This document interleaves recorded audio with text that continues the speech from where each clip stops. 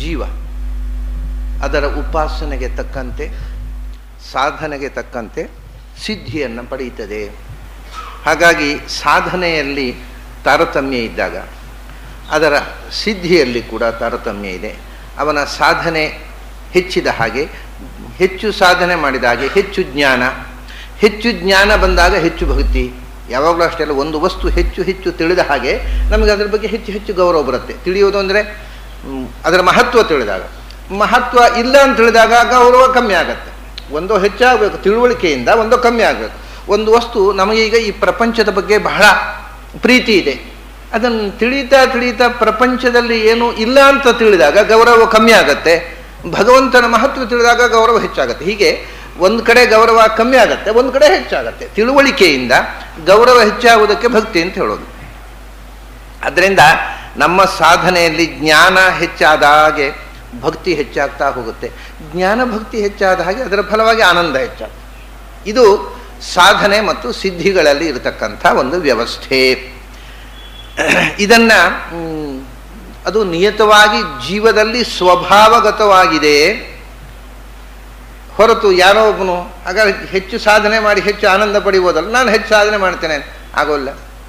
ನಿನಗೆ ಎಷ್ಟು ಸಾಧನೆ ಮಾಡುವುದು ನಿನ್ನ ಜೀವದ ಯೋಗ್ಯತೆಯೋ ಅಷ್ಟೇ ಸಾಧನೆ ಮಾಡ್ಬೋದು, ಅದಕ್ಕಿಂತ ಹೆಚ್ಚು ಮಾಡಲಿಕ್ಕೆ ಆಗೋದಿಲ್ಲ. ಯಾಕಂದರೆ ಜೀವ ಸ್ವಭಾವ ನಿಯತ ಆದರೆ ಮಾತ್ರ ಈ ಆನಂದ ತಾರತಮ್ಯ ಹೇಳಲಿಕ್ಕೆ ಬರುತ್ತೆ. ಇಲ್ಲದಿದ್ದರೆ ಯಾರ ಆನಂದ ಹಾಗೂ ಆಗ್ಬೋದು, ಸಾಧನೆ ಹೆಚ್ಚಾದರೆ ಹೆಚ್ಚು, ಕಮ್ಮಿ ಆದರೆ ಖರ್ಚು, ನಿಯತಿ ಇಲ್ಲ. ಹಾಗಾಗಿ ಪ್ರತಿಯೊಬ್ಬ ಜೀವ ಎಷ್ಟು ವಿಷಯಗಳು ನಮಗೆ ತಿಳಿಯಿತು ಅಂದರೆ, ಇವಾಗ ಇಂದ್ರ, ದೇವತೆಗಳು, ದೇವತಾಗಣ, ಆಯಾ ಪದವಿ ಬರತಕ್ಕಂಥ ಜೀವಗಣ ಬೇರೆ ಬೇರೆ ಇದೆ. ಅವರ ಯೋಗ್ಯತೆ ಅನಾದಿನಿತ್ಯ ಅಂದರೆ ಮಾತ್ರ ಈ ಆನಂದ ತಾರತಮ್ಯ ಕೂಡುತ್ತೆ. ಇಲ್ಲದ್ರೆ ಕೂಡುವುದೇ ಇಲ್ಲ. ಎಲ್ಲವೂ ಹುಚ್ಚರ ಸಂತೆ ಆಗತ್ತೆ, ಅರ್ಥವೇ ಇಲ್ಲದ ವಿವರಣೆ ಆಗತ್ತೆ. ಇದು ಅರ್ಥ ಆಗಬೇಕು ಅಂದರೆ ಜೀವ ಸ್ವಭಾವ ಅನಾದಿನಿತ್ಯ. ಜೀವದ ಸ್ವಭಾವವನ್ನು ಬದಲಿಸಲಿಕ್ಕೆ ಬರುವುದಿಲ್ಲ. ಜೀವಕ್ಕೆ ನಿತ್ಯವಾದ ಸ್ವಭಾವ ಇದೆ ಮತ್ತು ಅದು ಭಿನ್ನ ಭಿನ್ನವಾಗಿದೆ ಮತ್ತು ಪ್ರತಿಯೊಂದು ಸ್ವಭಾವದ ಜೀವಗಣವು ಅನಂತವಾಗಿದೆ. ಇಂದ್ರ ಪದವಿಗೆ ಬರತಕ್ಕವ ನಾನು ಪ್ರಯತ್ನ ಮಾಡಿ ಇಂದ್ರ ಪದವಿ ಹೋಗೋದಾಗೋದಿಲ್ಲ. ನಾನು ಇಂದ್ರ ಪದವಿ ಬರತಕ್ಕ ಜೀವನೇ ಹೋಗಬೇಕು. ಹಾಗಾಗಿ ಇಂದ್ರ ಪದವಿ ಬರತಕ್ಕ ಜೀವ, ಈ ಇಂದ್ರ ರಿಟೈರ್ ಆದಮೇಲೆ ಇನ್ನೊಬ್ಬ ಇಂದ್ರ ಬರಬೇಕು, ಅವನು ರಿಟೈರ್ ಆದಮೇಲೆ ಅನಂತ ಕಾಲದವರೆಗೆ ಬರ್ತಾ ಇರಬೇಕು. ಒಂದೊಂದು ಪದವಿಗೆ ಬರತಕ್ಕಂಥ ದೇವತಾ ಸ್ವಭಾವದ ಜೀವಗಣಗಳು ಅನಂತ. ಬ್ರಹ್ಮ ಪದವಿ ಬರತಕ್ಕ ಜೀವಗಣಗಳು ಅನಂತ, ಶಿವ ಪದವಿ ಬರತಕ್ಕ ಜೀವಗಣಗಳು ಅನಂತ, ಇಂದ್ರ ಪದವಿ ಬರತಕ್ಕ ಆ ಪದವಿಗೆ ಬರುವ ಸ್ವಭಾವ ಇರುವ ಪ್ರತ್ಯೇಕ ಗಣವೇ ಇದೆ. ಯಾರೋ ಆ ಪದವಿಗೆ ಹೋಗೋದು ಸಾಧ್ಯ ಇಲ್ಲ ಪ್ರಯತ್ನ ಮಾಡಿ. ಇಷ್ಟು ಪೂರ್ವಭಾವಿ ಹಿನ್ನೆಲೆ ಇಟ್ಟುಕೊಂಡ್ರೆ ಈ ಮೀಮಾಂಸಾ, ಆನಂದ ಮೀಮಾಂಸಾಕ್ಕೆ ಅರ್ಥ ಬರ್ತದೆ. ಇಲ್ಲದೇ ಇದ್ದರೆ ಇದು ಸುಮ್ಮನೆ ಯಾರೂ ಏನೋ ಮಾಡ್ಬೋದು, ಸುಮ್ಮನೆ ಒಂದು ಹೇಳಿದ್ದಷ್ಟೇ, ಏನು ಅರ್ಥ ಇಲ್ಲ ಅದಕ್ಕೆ. ಇಷ್ಟು ತಿಳ್ಕೊಂಡು ಪ್ರತಿಯೊಬ್ಬ ಜೀವ ಅವನವನ ಸ್ವಭಾವಕ್ಕೆ ತಕ್ಕಂತೆ ಅವನು ಸಾಧನೆ ಮಾಡಬಲ್ಲ. ಅದಕ್ಕಿಂತ ಹೆಚ್ಚು ಮಾಡುವುದು ಸಾಧ್ಯ ಇಲ್ಲ. ಅಲ್ಲ, ಮಾಡಲಿಕ್ಕೆ ನಾನು ಪ್ರಯತ್ನ ಮಾಡಿದರೆ ಒಂದೇನು ಗೊತ್ತುಂಟ, ಅದಕ್ಕೆ ಹೇಳೋದು, ಕೆಲವರು ಹೇಳೋದುಂಟು, ನಾವು ಮೋಕ್ಷಕ್ಕೆ ಮೋಕ್ಷಯೋಗ್ಯರು ಅನ್ನೋದು ಸ್ವಭಾವ ಅಲ್ವಾ, ಸ್ವಭಾವ ಆದಮೇಲೆ ಮೋಕ್ಷ ಹೋಗಬೇಕಲ್ವ, ಮತ್ತು ನಾನು ಯಾಕೆ ಸಾಧನೆ ಮಾಡಬೇಕು ಅಂತ. ನಾಳೆ ಯಾರು ಮೋಕ್ಷಕ್ಕೆ ಹೋಗ್ತಾನೋ ಅವನ ಸ್ವಭಾವ, ಅವನಿಗೆ ಸಾಧನೆ ಮಾಡುವುದು ಸ್ವಭಾವ ಇರುತ್ತೆ. ಯಾಕೆ ಮಾಡಬೇಕು ಅಂತ ಕೂತ್ಕೊಳ್ಳೋದೇ ಇಲ್ಲ, ಅದು ಅವನ ಸ್ವಭಾವ. ಕಾಂಟಲ್ ಈ ಪ್ರಶ್ನೆ ಮಾಡುವವರು ಎಂದೂ ಮೋಕ್ಷ ಹೋಗಲ್ಲ, ಪ್ರಶ್ನೆ ಮಾಡ್ತಾ ಕೂಡ್ತಾರೆ. ಮಾಡುವವರು ಸಾಧನೆ ಮಾಡಿಕೊಂಡು ಹೋಗ್ತಾರೆ. ಅದರಿಂದ ಈ ಪ್ರಶ್ನೆಯೇ ಸಂಗತ. ನಾನು ಮೋಕ್ಷಯೋಗ್ಯ, ಅದನ್ನು ಸಾಧನೆ ಮಾಡದೆ ಮೋಕ್ಷ ಆಗಲಿ, ಹಾಗೆ ಪ್ರಶ್ನೆಯೇ ಬರುವುದಿಲ್ಲ. ಮೋಕ್ಷಯೋಗ್ಯನಿಗೆ ಸಾಧನೆ ಮಾಡಿಯೇ ಮಾಡ್ತಾನೆ ಅವ. ಯಾಕೆಂದರೆ ಮೋಕ್ಷಯೋಗ್ಯತೆ ಅನ್ನೋದು ಹೇಗೆ ನಿಯತವೋ ಸಾಧನೆಯೂ ನಿಯತ. It is common, simple thing. ಕೆಲವು ಪ್ರಶ್ನೆಗಳು ಹೇಳಿದ್ನಲ್ಲ, ನಮಗೆ ಪ್ರಶ್ನೆಗಳು ಮಾಡಲಿಕ್ಕೇ ಗೊತ್ತಿಲ್ಲ, ಆದರೆ ಉತ್ತರ ಬೇಕು ಎಲ್ಲಕ್ಕೂ. ಒಂದು ವಿಷಯ ಏನಂದ್ರೆ, ನಮ್ಮ ಜನ ಸ್ವಲ್ಪ ಪ್ರಶ್ನೆ ಮಾಡೋದನ್ನು ಕಮ್ಮಿ ಮಾಡಿದರೆ ಒಳ್ಳೆಯದು. ಈ ಮಾತಾಡಿರೋ ಕ್ಷಮೆ, ಯಾಕೆ ನಾವು ಮಾತಾಡಿ ಕೆಳಗಿಳಿದ ಮೇಲೆ ಒಂದು ಅರ್ಧ ಗಂಟೆ ಬರೇ ಪ್ರಶ್ನೆಗಳು, ನಮ್ಗೆ ಹೋಗ್ಲಿಕ್ಕೂ ಬಿಡೋಲ್ಲ ಜನ.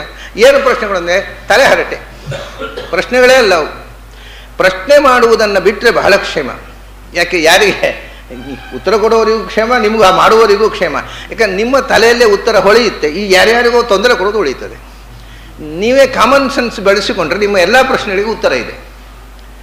ಹಾಗಾಗಿ ಇದೇ ಪ್ರಶ್ನೆಗಳೇ ಅಸಂಗತ ಇದು. ಯಾರು ಮೋಕ್ಷಯೋಗ್ಯನೋ ಅವನು ಸಾಧನೆ ಮಾಡದೆ ಕೂತ್ಕೊಳ್ಳೋ ಪ್ರಶ್ನೆಯೇ ಇಲ್ಲ, ಅವನು ಮಾಡಿಯೇ ಮಾಡ್ತಾನೆ.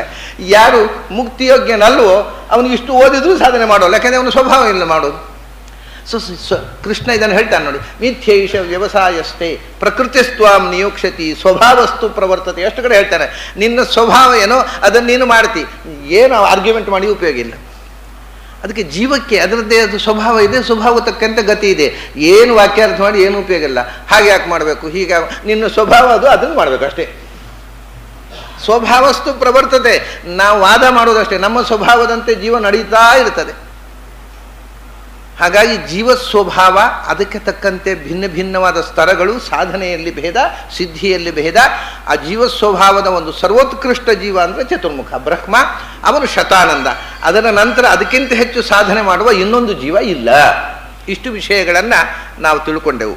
ಇದು ಜೀವ ತಾರತಮ್ಯ ಅಥವಾ ಸಾಧಕ ತಾರತಮ್ಯ, ದೇವತಾ ತಾರತಮ್ಯ.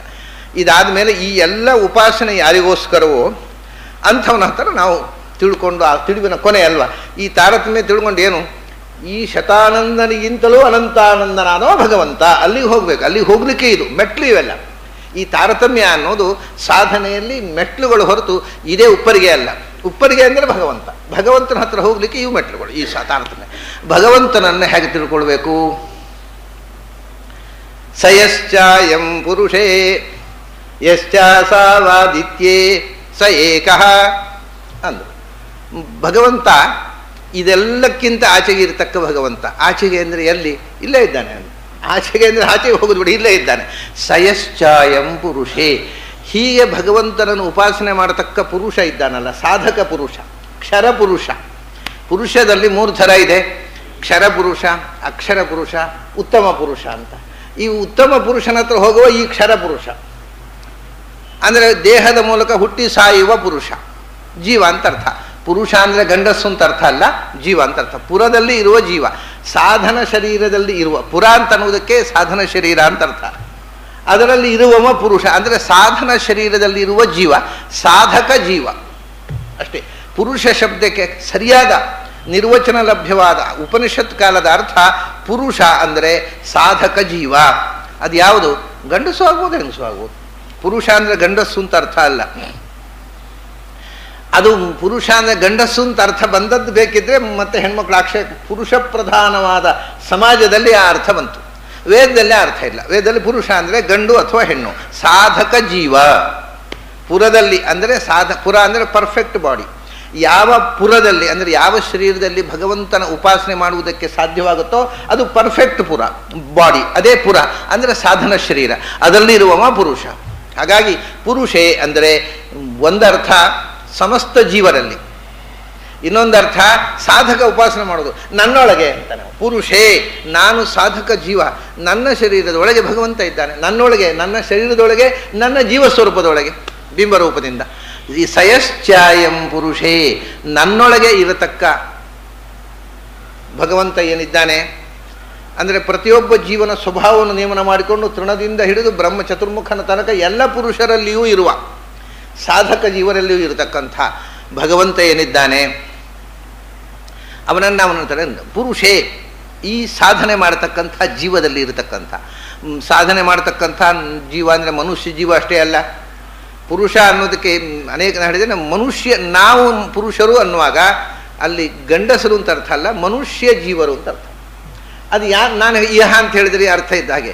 ಪುರುಷರು ಅಂತ ಮನುಷ್ಯರು ಮಾತಾಡುವ ಪುರುಷರು ಅಂದರೆ ಮನುಷ್ಯರು, ದೇವತೆಗಳು ಮಾತಾಡುವ ಪುರುಷರು ಅಂದರೆ ದೇವತೆಗಳು.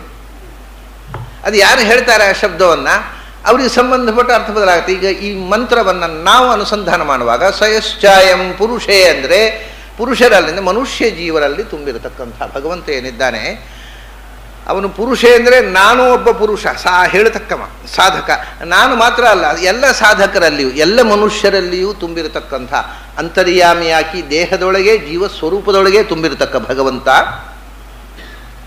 ಯಶ್ಚಾಸಾವಾದಿತ್ಯೇ, ಅದೇ ಭಗವಂತ ನನ್ನೊಳಗಿರುವ ಭಗವಂತನೇ ಸೂರ್ಯಮಂಡಲದಲ್ಲಿಯೂ ಇದ್ದಾನೆ, ಸೂರ್ಯನಲ್ಲಿಯೂ ಇದ್ದಾನೆ. ಸೂರ್ಯ ದೇವತೆ, ಬರೇ ಮನುಷ್ಯರಲ್ಲ. ಸೂರ್ಯ ಅನ್ನೋದು ಕಣ್ಣಿಗೆ ಕಾಣುವುದು ಹಿಡಿದು ಸೂರ್ಯನಿಂದ ಹಿಡಿದು ಸಮಸ್ತ ದೇವತೆಗಳಲ್ಲಿಯೂ ಅಂತರ್ಯಾಮಿಯಾಗಿದ್ದಾನೆ. ಮನುಷ್ಯರಲ್ಲಿ ಪುರುಷೇ ಎಂದರೆ ಮನುಷ್ಯ ಜೀವರಲ್ಲಿ, ಆದಿತ್ಯ ಎಂದರೆ ಸೂರ್ಯ ಮುಂತಾದ ಸಮಸ್ತ ದೇವತಾ ಸ್ವರೂಪರಾಗಿರತಕ್ಕಂಥ ದೇವತಾ ಜೀವಗಳಲ್ಲಿ, ಈ ಮನುಷ್ಯರಲ್ಲಿ ದೇವತೆಗಳಲ್ಲಿ ಎಲ್ಲರೊಳಗೂ ಚತುರ್ಮುಖನ ತನಕ ಸಮಸ್ತ ದೇವತೆಗಳಲ್ಲಿ ಅಂತರ್ಯಾಮಿಯಾಗಿ ಭಗವಂತ ಇದ್ದಾನೆ. ಯಾಕೆಂದರೆ ಈ ಆದಿತ್ಯ ಅನ್ನೋ ಶಬ್ದ ವಿಚಿತ್ರ. ಆದಿತ್ಯ ಮಕ್ಕಳು ಅಂತ ಒಂದು ಅರ್ಥ ಅದಕ್ಕೆ. ಆದಿತ್ಯ ಮಕ್ಕಳು 12 ಮಂದಿ. ವಿವಸ್ವಾನ್, ಅರ್ಯಮ, ಪೂಷ, ತ್ವಷ್ಟ, ಸವಿತ, ಭಗ, ಧಾತ, ವಿಧಾತ, ವರುಣ, ಮಿತ್ರ, ಶಕ್ರ, ಉರುಕ್ರಮ ಅಂತ 12 ಮಂದಿ ಆದಿತ್ಯರು ಅಂತ. ಅದರಲ್ಲಿ ವಿಷ್ಣು ಒಬ್ಬ, ಅವನು ಬಿಟ್ಬಿಡೋಣ. 11 ಮಂದಿ. 11 ಮಂದಿಯಲ್ಲಿ ಇಂದ್ರನ ತನಕ ಎಲ್ಲ ಬರ್ತಾರೆ. ಇಂದ್ರ, ವರುಣ, ಮಿತ್ರ ಎಲ್ಲ ಬರ್ತಾರೆ. ಆದ್ದರಿಂದ ಇಂದ್ರಾದಿ ದೇವತೆಗಳು ಅನ್ನೋದು ಒಂದು ಅರ್ಥ ಆಯಿತು. ಆದಿತ್ಯರು ಅಂದರೆ ಆದಿತ್ಯ ಅಂದರೆ ಸೂರ್ಯ ಅಂತ ಒಂದು ಅರ್ಥ, ಇಂದ್ರಾದಿಗಳು ಅಂತ ಇನ್ನೊಂದು ಅರ್ಥ. ಆದಿತ್ಯ ಅಂದರೆ ಮೊದಲು ಇರುವವ ಅಂತ. ಆದಿ ಅಂದರೆ ಮೊದಲು, ತ್ಯ ಅಂದರೆ ಇರುವವ, ಅತ್ರತ್ಯ ಅಂದರೆ ಇಲ್ಲಿರುವಂಥದ್ದು, ತತ್ರತ್ಯ ಅಂದರೆ ಅಲ್ಲಿರುವಂಥದ್ದು. ಆದಿತ್ಯ ಅಂದರೆ ಮೊದಲು ಇರುವಂಥದ್ದು, ಎಲ್ಲರಿಗಿಂತ ಮೊದಲಿರುವ ಚತುರ್ಮುಖ, ಚತುರ್ಮುಖನೂ ಆದ ಆದಿತ್ಯ. ಹೀಗೆ ಆದಿತ್ಯ ಅಂದರೆ ಸೂರ್ಯ, ಇಂದ್ರಾದಿ ದೇವತೆಗಳು, ಚತುರ್ಮುಖ, ಈ ಎಲ್ಲ ದೇವತಾಗಣದಲ್ಲಿ ಇರತಕ್ಕವನು ಸ ಏಕಃ, ಎಲ್ಲರ ಒಳಗೂ ಅಂತರ್ಯಾಮಿಯಾಗಿರತಕ್ಕ ಭಗವಂತ. ಈ ಸಾಧಕರು ಬೇರೆ ಬೇರೆ, ಸಾಧಕರ ಒಳಗೆ ನಿಯಾಮಕರಾಗಿರ್ತಕ್ಕ ಭಗವಂತ ಒಬ್ಬನೇ. ಸಯಶ್ಚಾಯಂ ಪುರುಷೇ, ಯಾರು ಸಾಧಕನಾಗಿರ್ತಕ್ಕ ಮನುಷ್ಯ ಜೀವನದಲ್ಲಿದ್ದಾರೆ. ಅಷ್ಟೇ ಅಲ್ಲ, ಯಶ್ಚಾಸೌ ಅಯಂ, ಅಯಂ ಅಸೌ ಅಂತ. ಅಯಂ ಅಂದರೆ ಈ, ಅಸೌ ಅಂದರೆ ಆ. ಈ ಜೀವರಲ್ಲಿ ನಮ್ಮೊಳಗೆ ಇರತಕ್ಕ ಭಗವಂತನು ಆ ದೇವತೆಗಳಲ್ಲಿ ಇರತಕ್ಕ. ಅಸೌ ಅಂತ ಅಂದರೆ ಆ, ಅಲ್ಲಿ ನಮಗೆ ಕಾಣದಂಥ ದೇವಗಣದಲ್ಲಿ, ಸೂರ್ಯನಲ್ಲಿ, ದೇವಗಣದಲ್ಲಿ, ದೂರದಲ್ಲಿ ಇರತಕ್ಕ, ಹತ್ತಿರದಲ್ಲಿ ನಮ್ಮೊಳಗೆ ಇರತಕ್ಕ ಭಗವಂತ, ದೂರದಲ್ಲಿ ದೇವತೆಗಳ ಒಳಗೆ ಇರತಕ್ಕ ಭಗವಂತ, ಸೂರ್ಯನಲ್ಲಿ, ಇಂದ್ರಾದಿಗಳಲ್ಲಿ ಮತ್ತು ಚತುರ್ಮುಖನಿಂದ ಹಿಡಿದು ಸಮಸ್ತ ದೇವತೆಗಳಲ್ಲಿ ಇರತಕ್ಕ ಭಗವಂತ ಸ ಏಕಃ, ಅವನು ಒಬ್ಬನೇ. ಒಬ್ಬರೊಬ್ಬರೊಳಗೆ ಒಂದೊಂದು ದೇವರು, ಒಂದೊಂದು ಜಾತಿಗೆ ಒಂದೊಂದು ದೇವರು, ಒಂದೊಂದು ಮತಕ್ಕೆ ಒಂದೊಂದು ದೇವರು, ಒಂದೊಂದು ದೇಶಕ್ಕೆ ಒಂದೊಂದು ದೇವರು. ಹಿಂದೂಗಳಿಗೆ ಒಂದು ದೇವರು, ಕ್ರೈಸ್ತರಿಗೆ ಒಬ್ಬ ದೇವರು, ಮುಸಲ್ಮಾನರಿಗೆ ಒಬ್ಬರು ದೇವರು ಇಲ್ಲ. ಎಲ್ಲರಿಗೂ ದೇವರು ಒಬ್ಬನೇ. ಅವರವರು ತಿಳ್ಕೊಳ್ಳೋ ರೀತಿ ಬೇರೆಯವರು. ನಮ್ಮ ದೇವರು ಅಂತ ಅವರೇ ಬೇರೆ ಹೆಸರು ಇಡಬಹುದು, ಹೆಸರು ಬೇರೆ ಕರಿಬಹುದು ಅವರು. ಆದರೆ ಜಗತ್ತು ಸೃಷ್ಟಿ ಮಾಡಿದವ ಬೇರೆ ಆಗೋದಿಲ್ಲ. ಹೆಸರು ಬೇರೆ ಇಟ್ಟುಕೊಳ್ಳಿ, ವ್ಯಕ್ತಿ ಬೇರೆ ಆಗ್ತಾನೆ. ನೀವು ಬೇರೆ ಹೆಸರನ್ನು ಕರಿಬೋದು. ಅದು ಹೆಸರು ಅವರವರ ತಿಳಿವಿಗೆ ತಕ್ಕಂತೆ ಅವರವರು ನಾಮಕರಣ ಮಾಡ್ಕೋತಾರೆ. ಅದರಿಂದ ದೇವರು ಬೇರೆ ಆಗೋದಿಲ್ಲ. ದೇವರಿಗೆ ಹೆಸರು ಯಾವುದೂ ಆಗಬಹುದು, ಯಾಕೆಂದರೆ ಎಲ್ಲ ಶಬ್ದವೂ ದೇವರ ಹೆಸರೇ. ನೀವು ಯಾವ ಶಬ್ದದಿಂದ ಕರೆದರೂ ಮೂಲತಃ ಅದು ದೇವರ ಹೆಸರೇ ಆಗಿರುತ್ತೆ. ಅದನ್ನ ಏನು ಬಾತಕಲ್ಲ, ಯಾವ ಶಬ್ದದಿಂದ ಬೇಕಾದ್ರೆ, ಯಾವ ಭಾಷೆಯಿಂದ ಬೇಕಾದ್ರೆ ಕರೀರಿ ಅಂತ. ಇಷ್ಟು ಔದಾರ್ಯಪೂರ್ಣವಾದ ಪರ್ಮಿಷನ್ ಕೊಟ್ಟವರು ಆಚಾರ್ಯರು ಮಾತ್ರ. ಬೇರೆಯವರೆಲ್ಲ ಸಂಸ್ಕೃತ ಹೆಸರೇ ಆಗಬೇಕು ಅಂತ ಹೇಳಿದ್ರೆ, ಆಚಾರ್ಯ ಹೇಳಿದರು ಯಾವ ಭಾಷೆಯ ಯಾವ ಶಬ್ದದಿಂದ ಕರೆದರೂ ದೇವರೇ ಅಪ್ಪ. ಯಾಕೆಂದರೆ ದೇವರ ಹೆಸರಲ್ಲದ ನಾದವೇ ಈ ಪ್ರಪಂಚದಲ್ಲಿ ಇಲ್ಲ ಅಂತಂದ್ರೆ. ಅದನ್ನು ಇಷ್ಟು ಒಂದು ಅಂದರೆ ಇಡೀ ವಿಶ್ವಕ್ಕೆ ಸಮನ್ವಯ ಮಾಡತಕ್ಕಂಥ ಒಂದು ಅದ್ಭುತವಾದ ಆವಿಷ್ಕಾರ ಆಚಾರ್ಯ ಮಧ್ವರಿಂದೇ ಆದದ್ದು. ನೀನು ಯಾವ ರೂಪದಿಂದ ಉಪಾಸನೆ ಮಾಡು, ಅದು ದೇವರ ಉಪಾಸನೆ. ಯಾಕೆಂದರೆ ದೇವರಿಗೆ ಇಲ್ಲದ ರೂಪ ಪ್ರಪಂಚಕ್ಕೆ ಬರುವುದು ಸಾಧ್ಯ ಇಲ್ಲ. ಅವನು ವಿಶ್ವರೂಪ. ಯಾವ ನಾಮದಿಂದ ಬೇಕಾದರೂ ಉಪಾಸನೆ ಮಾಡು, ಅದು ದೇವರೇ. ಯಾಕೆಂದರೆ ಅವನು ಸರ್ವನಾಮ, ಸರ್ವನಾಮ ಸರ್ವರೂಪ. ನೀನು ಯಾವ ರೂಪದಿಂದ ಬೇಕಾದರೂ ಉಪಾಸನೆ ಮಾಡು, ಯಾವ ನಾಮದಿಂದ ಬೇಕಾದ್ರೆ ಉಪಾಸನೆ ಮಾಡು, ಅದು ಅವನಿಗೇ ಸಲ್ಲುತ್ತೆ. ಅವನಿಗೆ ಇಲ್ಲದ ರೂಪ ಈ ಪ್ರಪಂಚಕ್ಕಿಲ್ಲ, ಅವನಿಗಿಲ್ಲದ ನಾಮ ಈ ಪ್ರಪಂಚಕ್ಕಿಲ್ಲ. ಎಲ್ಲ ನಾಮ ಎಲ್ಲ ರೂಪಗಳು ಮೂಲತಃ ಭಗವಂತನದ್ದು. ಸುಮ್ಮನೆ ಹೆಸರಿಗೋಸ್ಕರ ನೀವು ಜಗಳಾಡಬೇಕಷ್ಟೇ ಹೊರತು ಯಾವ ಹೆಸರಿನಿಂದ ಕರೆದು ಒಬ್ಬನೇ ದೇವರು. ಶೈವರಿಗೊಬ್ಬ ದೇವರು, ವೈಷ್ಣವರಿಗೊಬ್ಬ ದೇವರು ಇದ್ದಾರಾ? ಈ ಎಲ್ಲರೂ ಒಬ್ಬನೇ ದೇವರು, ಆದರೆ ಅವನ ಬಗ್ಗೆ ಜಗಳ ಅಷ್ಟೇ. ನಮ್ಮ ದೇವರು ಬೇರೆ, ನಿಮ್ಮ ದೇವರು ಬೇರೆ ಅಂತ ಹೇಳಿ 2 ದೇವರಿದ್ದಾರಾ? ಇದು ಏನು, ನಾನು ತಿಳ್ಕೊಂಡ ದೇವರು, ನೀವು ತಿಳ್ಕೊಂಡ ದೇವರು ಬೇರೆ ಅಂತ, ತಿಳುವಳಿಕೆ ಬೇರೆ ಅಂತ. ದೇವರು ಬೇರೆ ಆಗುವುದಲ್ಲ, ದೇವರ ಬಗ್ಗೆ ನಮ್ಮ ತಿಳುವಳಿಕೆ ಬೇರೆ ಬೇರೆ ಅಷ್ಟೇ.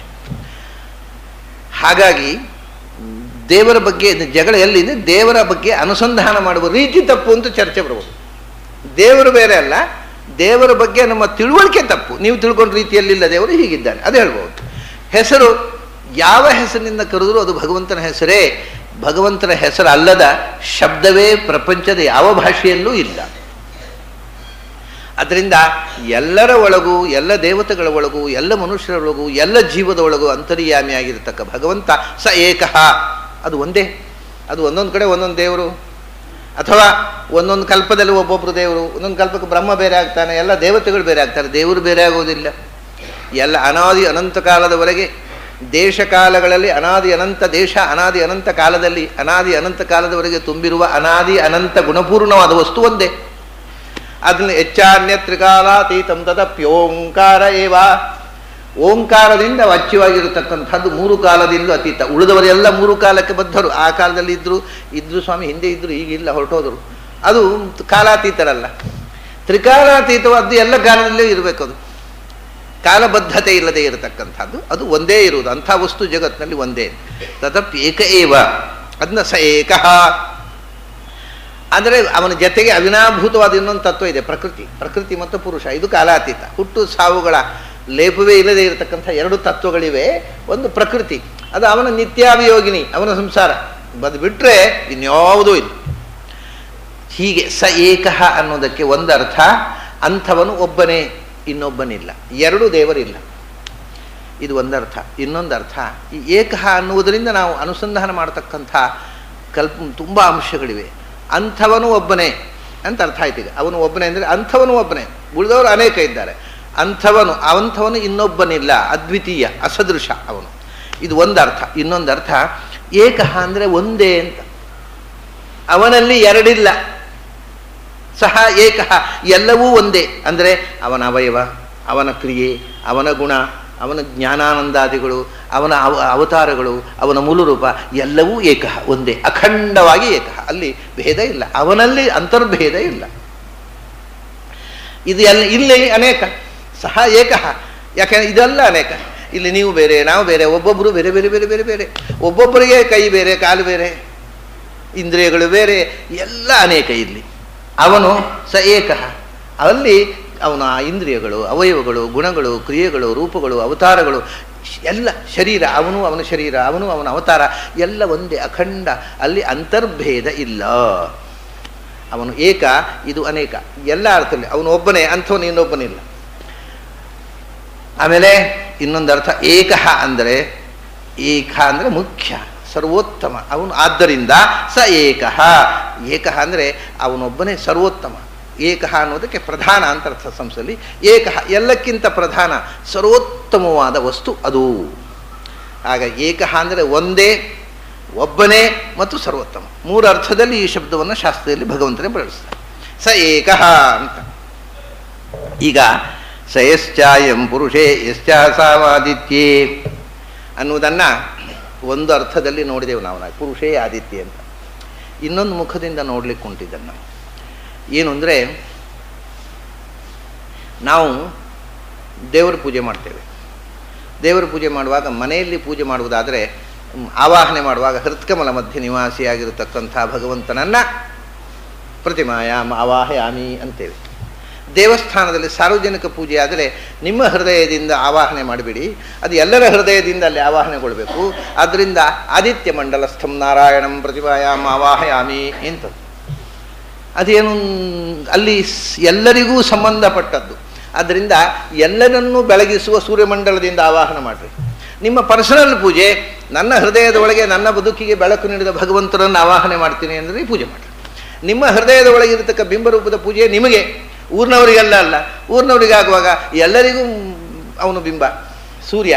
ಅದರಿಂದ ಸೂರ್ಯನ ದೇವಸ್ಥಾನಗಳಲ್ಲಿ ಭಗವಂತನ ಆರಾಧನೆ ಮಾಡುವಾಗ ಸೂರ್ಯಮಂಡಲಸ್ಥಂ ನಾರಾಯಣಂ ಪ್ರತಿಮಾಯಾಂ ಆವಾಹಯಾಮಿ ಅಂತ ಇದನ್ನೇ ಹೇಳಿದ್ರು. ಸ ಯಶ್ಚಾಯಂ ಪುರುಷೇ ಯಶ್ಚಾಸಾವಾದಿತ್ಯೇ ಸ ಏಕಃ.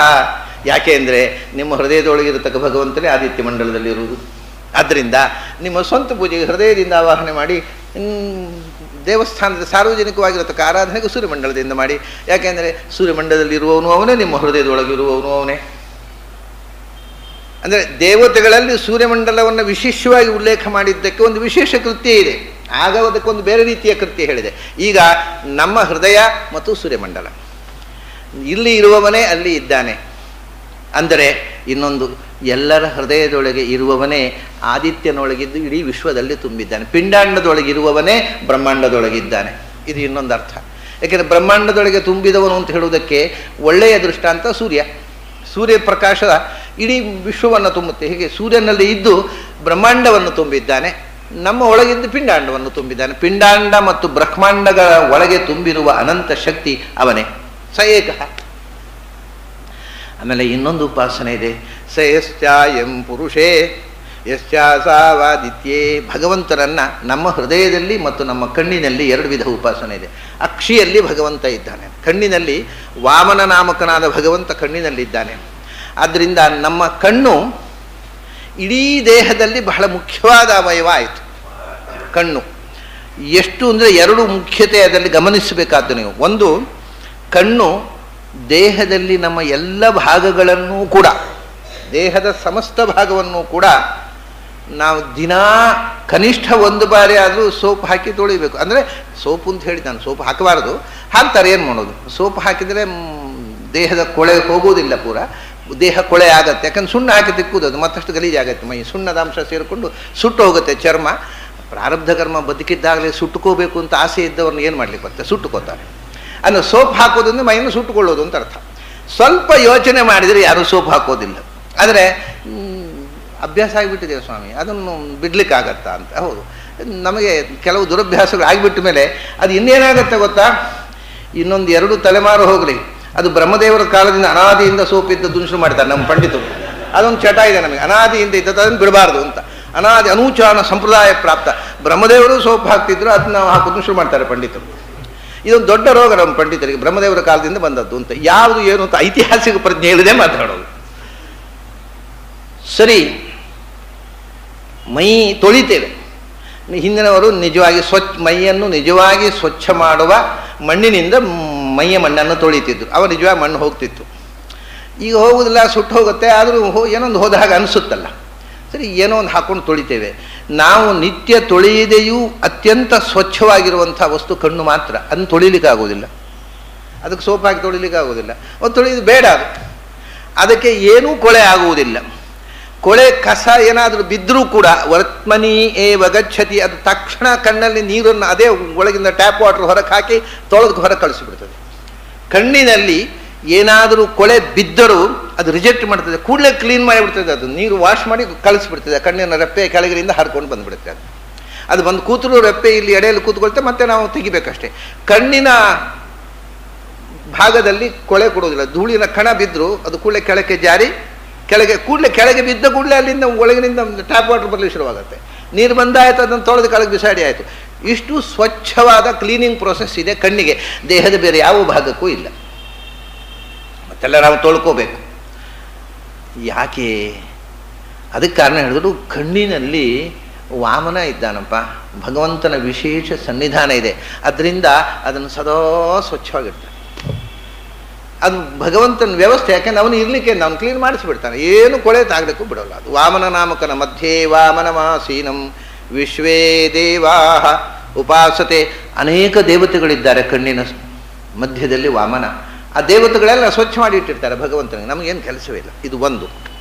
ಕಣ್ಣಿನಲ್ಲಿ ಭಗವಂತ ಇರುವುದರಿಂದ ಇಡೀ ದೇಹದ ಛಾಪು ಕಣ್ಣಿನ ಮೂಲಕ. ಒಂದು ವ್ಯಕ್ತಿತ್ವದ ಗುರುತು, ಇಡೀ ದೇಹದ ಆಕರ್ಷಣೆ ಕಣ್ಣು. ಕಣ್ಣಿಗೆ ಸ್ಟ್ರಿಪ್ ಹಾಕಿಬಿಟ್ರೆ ಯಾರದ್ದು ಗೊತ್ತಾಗೋಲ್ಲ. ಎಲ್ಲ ಮೂಗು ಕಾಣುತ್ತೆ, ಬಾಯಿ ಕಾಣುತ್ತೆ, ಕಿವಿ ಕಾಣುತ್ತೆ, ಯಾರೂ ಗೊತ್ತಾಗೋಲ್ಲ ಸ್ವಾಮಿ. ಕಣ್ಣಿಗೆ ನೀವು ಪಟ್ಟಿಗಟ್ಟಿ ಬಿಟ್ರೆ ಯಾರದ್ದು ಗೊತ್ತಾಗೋಲ್ಲ. ವ್ಯಕ್ತಿಯ ಪರಿಚಯ ಆಗುವುದೇ, ಇಡೀ ವ್ಯಕ್ತಿತ್ವದ ರಿಕಾಗ್ನಿಷನ್ ಕಣ್ಣಿನಲ್ಲಿ, ಇಡೀ ವ್ಯಕ್ತಿಯ ಪರಿಚಯ. ಯಾಕೆಂದರೆ ಆ ವ್ಯಕ್ತಿತ್ವದ ನಿಯಾಮಕನಾಗಿ ವಾಮನ ಅಲ್ಲಿ ಕೂತಿದ್ದ. ಇದು ಕಣ್ಣಿನ ವೈಶಿಷ್ಟ್ಯ.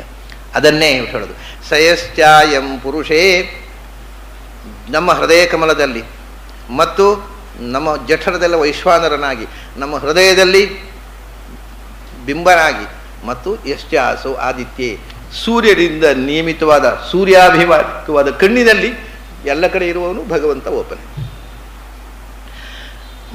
ಅಗ್ನಿ, ವಾಯು, ಆದಿತ್ಯ. ಪುರುಷ ಅಂದರೆ ಇಲ್ಲಿ ಅಗ್ನಿಯಲ್ಲಿ ಆಯಿತು, ಜಠರಾಗ್ನಿಯಲ್ಲಿ.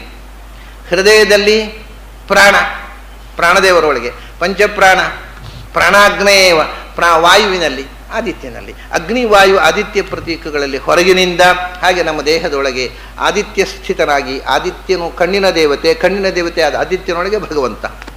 ಹೀಗೆ ಇಲ್ಲೇ ಆದಿತ್ಯ ಮತ್ತು ಪುರುಷ ಎರಡು ರೂಪದಿಂದ ಈ ದೇಹದಲ್ಲೇ ಇದ್ದಾನೆ. ಹೀಗೆ ಈ ಮಾತಿನಲ್ಲಿ ಅನೇಕ ಉಪಾಸನೆಗಳು ಒಳಗೊಂಡಿವೆ. ಸರಿ, ಸಯಶ್ಚಾಯಂ ಪುರುಷೇ ಯಶ್ಚಾಸಾವಾದಿತ್ಯೇ ಸ ಏಕಃ. ಇವನು ಒಬ್ಬನೇ, ಇವನಂಥವನು ಇನ್ನೊಬ್ಬನಿಲ್ಲ. ಇವನಲ್ಲಿ ಒಳಗಿನಿಂದ ಅಂತರ್ಭೇದಗಳಿಲ್ಲ. ಅವನ ಅಖಂಡ ಮತ್ತು ಅವನು ಸರ್ವೋತ್ತಮ. ಸಯ ಏವಂ ವಿತ್. ಇದು ತಿಳ್ಕೊಳ್ಳಬೇಕಾದ್ದು. ಮೋಕ್ಷಕ್ಕೆ ಹೋಗ್ಬೇಕಾದ್ರೆ ಏನು ತಿಳ್ಕೋಬೇಕು? ಮೋಕ್ಷಕ್ಕೆ ಹೋದವರು ತಿಳ್ಕೊಂಡು ಒಂದೇ ರೀತಿ ಇರ್ತಾರೋ ಅಂತೆಲ್ಲ ಪ್ರಶ್ನೆ ಪೂರ್ತಿ ಉತ್ತರ ಕೊಟ್ಟು ಹೀಗೆ ತಿಳ್ಕೊಂಡವ ಭಗವಂತನನ್ನು ಸೇರ್ತಾನೆ. ಇದು ನಿರ್ವಿವಾದ. ಸೇರಿ ಅಲ್ಲಿ ಆನಂದದ ತಾರತಮ್ಯವನ್ನು ಹೇಳಿ ಆಯಿತು. ಹೀಗೆ ತಾರತಮ್ಯವನ್ನು ತಿಳಿದು, ಸಾಧಕರಲ್ಲಿ ತಾರತಮ್ಯವನ್ನು ತಿಳಿದು ಆ ಎಲ್ಲ ಸಾಧಕರಿಗೂ ಮೋಕ್ಷಪ್ರದನಾದ ಭಗವಂತ ಎಲ್ಲ ಕಡೆಯೂ ಅನಂತ ಗುಣಪೂರ್ಣನಾಗಿ ತುಂಬಿದ್ದಾನೆ ಅಂತ ತಿಳಿದವನು ಸಯ ಏವಂ ವಿತ್ ಏನಾಗತ್ತೆ, ಅಸ್ಮಾನ್ ಲೋಕಾತ್ ಪ್ರೇತ್ಯ, ಅವನು ಮೊದಲು ಲೋಕ ಅಂದರೆ ಯಾವುದರ ಮೂಲಕ ನಾವು ವಿಷಯಾನುಭವವನ್ನು ಮಾಡ್ತೇವೋ ಅದು ಶರೀರ. ಅಸ್ಮಾತ್ ಲೋಕಾತ್ ಪ್ರೇತ್ಯ, ಈ ಶರೀರದಿಂದ ಬಿಡುಗಡೆಗೊಳ್ಳುವುದರಿಂದ ಪ್ರೇತ್ಯ ಅಂದರೆ ಪೂರ್ಣವಾಗಿ ಬಿಡುಗಡೆಗೊಂಡು, ಅಂದರೆ ಮತ್ತೊಮ್ಮೆ ಶರೀರದೊಳಗೆ ಪ್ರವೇಶಿಸದಂತೆ. ಆದ್ದರಿಂದ ಕೊನೆಗೆ ಅಸ್ಮಾತ್ ಲೋಕಾತ್, ಈ ಭಗವಂತ ಸೃಷ್ಟಿ ಮಾಡಿದ ಸಾಂಸಾರಿಕ ಪ್ರಪಂಚದಿಂದಲೇ ಪ್ರೇತ್ಯ ಮೇಲಕ್ಕೇರ್ತಾನೆ. ಇದರಿಂದ ಬಿಡುಗಡೆಗೊಂಡು ಮೇಲಕ್ಕೇರ್ತಾನೆ. ಮೇಲಕ್ಕೇರಿ ಮತ್ತೆ ಮರಳಿ ದೇಹ ಬಂಧನಕ್ಕೆ ಒಳಗಾಗುವುದಿಲ್ಲ, ಹುಟ್ಟುವುದಿಲ್ಲ. ಎಲ್ಲಿ ಹೋಗ್ತಾನೆ ಅವ?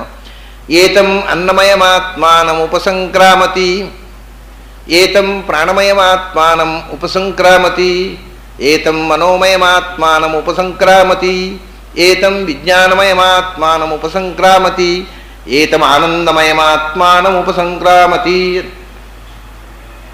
ಅಲ್ಲಿಂದ ಭಗವಂತನನ್ನು ಹೋಗಿ ಸೇರ್ತಾನೆ. ಭಗವಂತನನ್ನು ಹೋಗಿ ಸೇರುವುದರಲ್ಲಿ ಒಂದು ಪ್ರೋಸೆಸ್ ಇದೆ. ಭಾರಿ ವಿಚಿತ್ರವಾದಂಥ ಒಂದು ಸ್ಟೇಜುಗಳು ಇವೆಲ್ಲ. ಅವನು ಮೊದಲು ಅಪರೋಕ್ಷ ಜ್ಞಾನಿ ಮೋಕ್ಷಕ್ಕೆ ತೆರಳುವಾಗ ಮೊದಲು ಏತಂ ಅನ್ನಮಯಮಾತ್ಮಾನಂ ಉಪಸಂಕ್ರಾಮತಿ ಅಂದರು. ಮೊದಲು ನಾಮಕನಾದಂಥ ಪರಮಾತ್ಮನ, ನಾವು ಪಂಚರೂಪಿಯಾದ ಪರಮಾತ್ಮನನ್ನು ಹಿಂದೆ ನೋಡಿದ್ದೇವೆ. ಅನ್ನಮಯ, ಪ್ರಾಣಮಯ, ಮನೋಮಯ, ವಿಜ್ಞಾನಮಯ, ಆನಂದಮಯ. ಈ 5 ಕೋಶಗಳು ಇವೆ ನಮ್ಮ ದೇಹದಲ್ಲಿ. ಆ ಕೋಶ ನಿಯಾಮಕನಾಗ 5 ಭಗವಂತನ ರೂಪಗಳಿವೆ. ಅನ್ನಮಯ ಕೋಶ ಅಂದರೆ ನಮ್ಮ ದೇಹದಲ್ಲಿ ಮಣ್ಣು ಮತ್ತು ನೀರಿನ ಅಂಶ. ನಾವು ಈಗ ಕಾಣತಕ್ಕಂಥ ಸ್ಥೂಲ ಶರೀರ ಇದು ಅನ್ನಮಯ ಕೋಶ. ಈ ಕಣ್ಣಿಗೆ ಕಾಣುವಂಥದ್ದು ಅನ್ನಮಯ, ಮಣ್ಣು ನೀರು. ಯಾಕೆಂದರೆ ಪ್ರಪಂಚದಲ್ಲಿ 5 ವಸ್ತುಗಳಿವೆ ಅಲ್ಲ, ಮಣ್ಣು, ನೀರು, ಬೆಂಕಿ, ಗಾಳಿ, ಆಕಾಶ. ಅದರಲ್ಲಿ ಅನ್ನ ಅಂದರೆ ಭೋಜ್ಯ, ತಿನ್ನುವಂಥದ್ದು ಯಾವುದು? ಎರಡೇ. ಬೆಂಕಿಯನ್ನು ತಿನ್ನಲಿಕ್ಕೆ ಆಗೋದಿಲ್ಲ, ಗಾಳಿಯನ್ನು ತಿನ್ನಲಿಕ್ಕೆ ಆಗೋದಿಲ್ಲ, ಆಕಾಶವನ್ನು ತಿನ್ನಲಿಕ್ಕೆ ಆಗೋದಿಲ್ಲ. ತಿನ್ನಲಿಕ್ಕಾಗೋದು ಮಣ್ಣು ನೀರು. ನಾವು ಮಣ್ಣು ತಿನ್ನೋದು, ನೀರು ಕುಡಿಯೋದು, ಮಣ್ಣು ತಿನ್ನೋದು, ನೀರು ಕುಡಿಯೋದು, ಮಣ್ಣು ತಿನ್ನೋದು, ನೀರು ಕುಡಿಯೋದು, ಬದುಕೋದು ಅಷ್ಟೇ. ಬದುಕುವುದು ಅಂದರೆ ಆಹಾರ. ಮನುಷ್ಯನಿಗೆ ಪ್ರಪಂಚ ಅಂದರೆ ಭೋಗ್ಯ, ಭೋಜಕ, ಭೋಕ್ತೃ, ಇದು 3. ಪ್ರಪಂಚದಲ್ಲಿ ಕೆಲವು ಭೋಜ್ಯಗಳು ಯಾವುದು ಅಂದರೆ ಮಣ್ಣು ನೀರು ಮನುಷ್ಯನ ಫುಡ್, ಆಹಾರವಾಗಿರುವಂಥದ್ದು. ಇವಾಗ ಎಲ್ಲವೂ ಅಷ್ಟೇ ಅಲ್ವಾ? ನಾವು ತಿಂತೇವೆ ಅಕ್ಕಿ ಅಂದರೆ ಮಣ್ಣಿನಲ್ಲಿ ಹಾಕ್ತೇವೆ ಭತ್ತವನ್ನು, ಅದಕ್ಕೆ ಮಳೆ ನೀರು ಬಿದ್ದು ಅದು ಬಂದರೆ ಮಣ್ಣು ನೀರಿನ ವಿಕಾರವೇ ಅದು. ಅಕ್ಕಿ ಅಂದರೆ ಮಣ್ಣೇ.